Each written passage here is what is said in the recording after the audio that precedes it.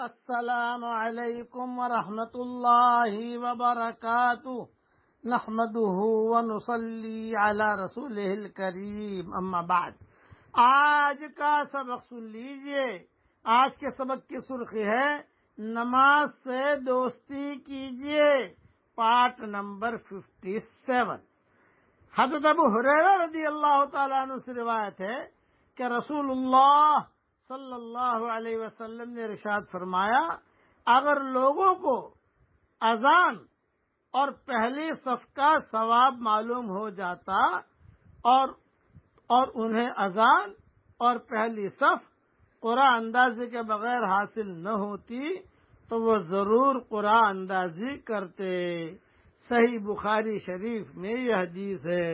یعنی اذان دینے کی کیا فضائل ہیں اور پہلے صف کے کیا فضائل ہیں، یہ اگر پتہ چل جاتا تو لوگ جو ہے پہلے ہی سے مسجد کے اندر پہنچ جاتے اور اذان بھی دیتے۔ اتنے فضائل حضرت رسول اللہ صلی اللہ علیہ وسلم نے بتائے ہیں اذان کے کہ حضرت عمر رضی اللہ تعالیٰ عنہ نے فرمایا کہ حضرت آپ نے اتنے زیادہ اذان کے فضائل بیان کیے تو اب ہم جو ہے تلوار لے کر کھڑے ہو جائیں گے، باری لگائیں گے، آج ابوبکر اذان دیں گے، آج عمر اذان دیں گے، آج عثمان اذان دیں گے اور قرآن ڈالیں گے، ہم یہ کریں گے۔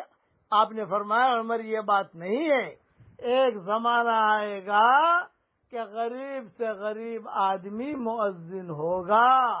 چنانچہ آج دیکھو کہ آج جتنے مؤذن ہیں وہ غریب سے غریب ہوتے ہیں، فقیر سے فقیر ہوتے ہیں، کوئی ان کا پرسان حال نہیں ہوتا، کبھی ان کے کھانے کے بھی ٹھکانے نہیں ہوتے۔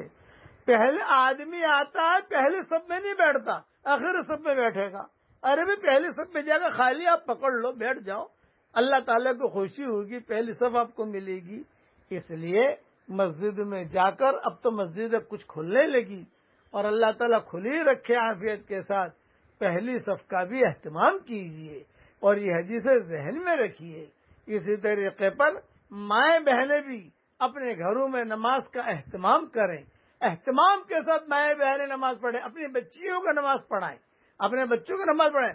بچیوں کی جو جوانیاں ہوتی ہیں، جوانی پر بچی ابھرتی ہے، اب جو ہے اسے اپنے ساتھ نماز پڑھاؤ، بیٹا میں بھی نماز پڑھ رہی ہوں، تم بھی نماز پڑھو۔ نماز کا اہتمام ہونا چاہیے۔ اللہ تعالی ہماری قیامت تک کے آنے والی نسلوں کو نمازی بنائے، قیامت تک کے آنے والی نسلوں میں اللہ کوئی بے نمازی پیدا نہ کرے، آمین۔